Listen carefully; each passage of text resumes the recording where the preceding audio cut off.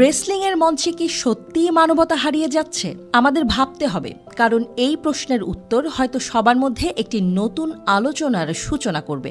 Wrestling নিছকই একটি খেলা কিংবা টিভির কোনো শো নয়।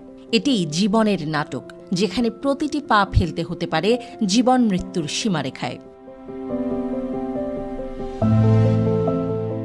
1999 সালের 23 মে রেসলিং জগতের ইতিহাসে একটি ভয়াবহ দিন। Live pay per view show over the edge ঘটে যায় এক ভয়াবহ দুর্ঘটনা। বীভৎস মৃত্যু হয় রেসলার ওয়েন হার্টের। ব্লু ব্লেজার ওয়েন হার্ট রিংয়ে নামার সময় একটি ভয়ঙ্কর স্টান্ট করতে গিয়ে 78 ফুট নিচে পড়ে যান। পিঠের হার্নেসে সমস্যা হওয়ায় ঘটে তার মর্মান্তিক মৃত্যু। কিন্তু প্রশ্ন, এই পরিস্থিতিতে শো কেন সেদিন বন্ধ করা হয়নি? WWE চেয়ারম্যান ভিন্স ম্যাকম্যান পরে বলেন, দর্শকরা আসলে কি ঘটেছে তা জানতেন না। তারা দেখতে এসেছিল একটি রেসলিং শো, মৃত্যু নয়। তার যুক্তি ছিল, যদি দর্শকরা পরিস্থিতির ভয়াবহতা বুঝত, তাহলে তারা নিশ্চয়ই শো বন্ধ করার দাবি করতেন। তিনি আরও জানান, এই ধরনের স্টান্ট আগে বহুবার সফলভাবে সম্পন্ন হয়েছে, তাই ভেবেছিলেন সবকিছু ঠিক থাকবে।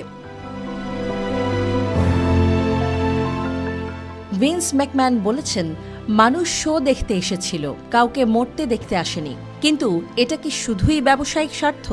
তার মতে শো চালিয়ে যাওয়ার সিদ্ধান্তটাই সঠিক ছিল, কিন্তু এতে কি ছিল মানবিক দিক? নিরাপত্তার অভাব কেন? এ প্রশ্নের উত্তরে তিনি বলেছিলেন, আমি গিট্টু বাঁধার বিশেষজ্ঞ না। এই উত্তর কি শুধু আত্মরক্ষার চেষ্টা, নাকি দায় এড়ানোর? তার এই আচরণ অনেককে হতাশ করেছে, কেননা অন্য রেসলাররা তাদের সহকর্মীকে এইভাবে মৃত্যুবরণ করতে দেখেছেন। পরিস্থিতি ক্রমশ কঠিন হয়ে ওঠে।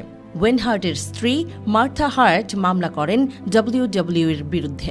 তিনি $1,80,00,000 ক্ষতিপূরণ পেতে সফল হন।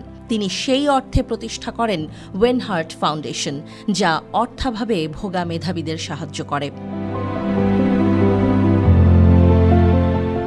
কিন্তু প্রশ্ন থেকেই যায়, একজন রেসলারের মৃত্যুর পরও একটি শো চলতে থাকা কি সঠিক ছিল?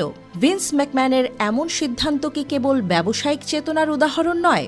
নতুন ডকিউ সিরিজ মিস্টার ম্যাকম্যানে এই বিতর্কের কেন্দ্রে পৌঁছানোর চেষ্টা করেছেন নির্মাতারা, যেখানে এই প্রশ্নগুলো উত্থাপন করা হয়েছে এবং সবাইকে রেসলিং জগতের অন্ধকার দিকগুলো দেখানোর চেষ্টা করা হয়েছে।